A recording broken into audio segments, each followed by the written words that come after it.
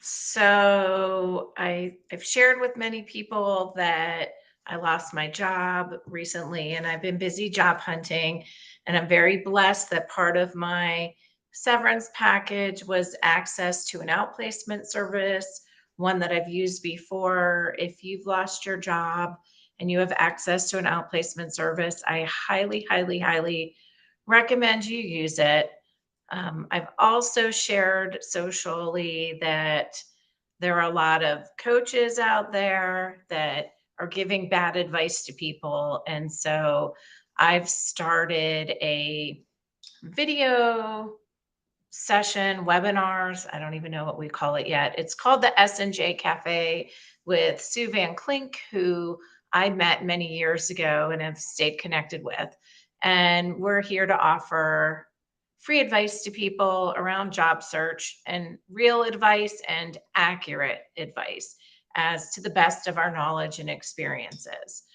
So it really irked me today when I was digging around in the outplacement companies um, toolkit, and there was an article around applicant tracking systems. And I've heard many coaches say this, that there's bots out there and the bots are bad and scary. And I was a little disappointed when I saw this article about explaining the applicant tracking system. And in it, it talks about, what an applicant tracking system or ATS is and how it's the system that many companies use for your resume. And then it talks about the bots. So it says that the ATS will scan your resume for your keywords and experience, which isn't always true in many companies. The ATS is a tool, it'll parse what's in your resume if you upload the file, and it'll put it into the right fields through mapping into the ATS so that you don't have to type in manually every bit of information. What most ATSs don't do is analyze your resume and make a decision off of it. So in the outplacements information, they said that the ATS will scan it and determine if it matches the job description.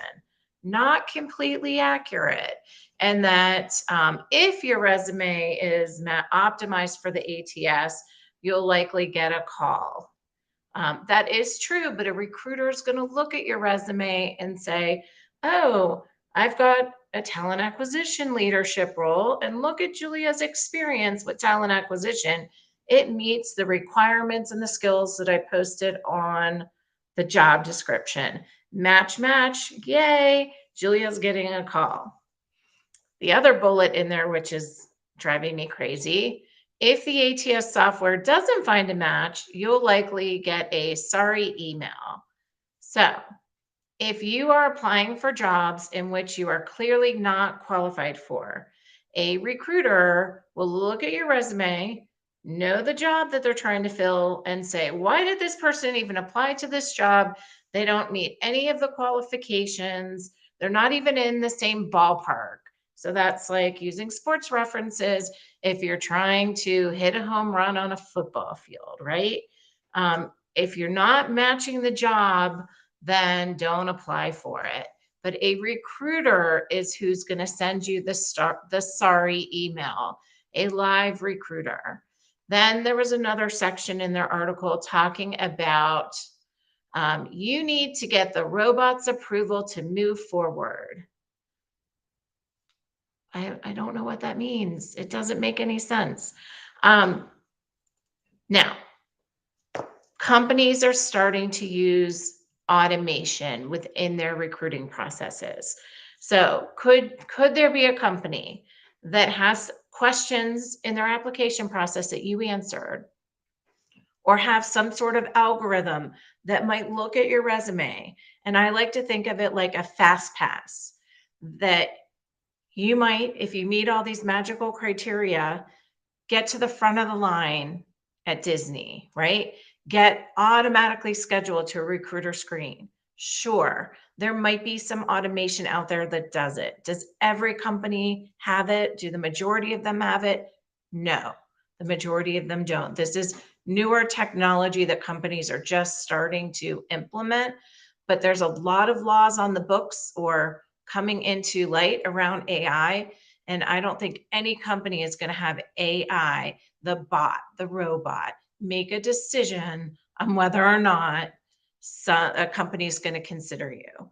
So a recruiter is going to maybe get auto scheduled for the people that meet 95, 100% of the job, but the other 95 people, so 5% might get auto scheduled. The other 95%, the recruiter's still going to be looking at your qualifications to make a decision. Now, if there are too many applicants, they might use data management techniques and look at 10 people at a time or 20 people at a time out of the 500 that applied. They might not get through all 500, and eventually you might get a rejection email, even if you were qualified. But there is no scary robot that's making decisions about your resume.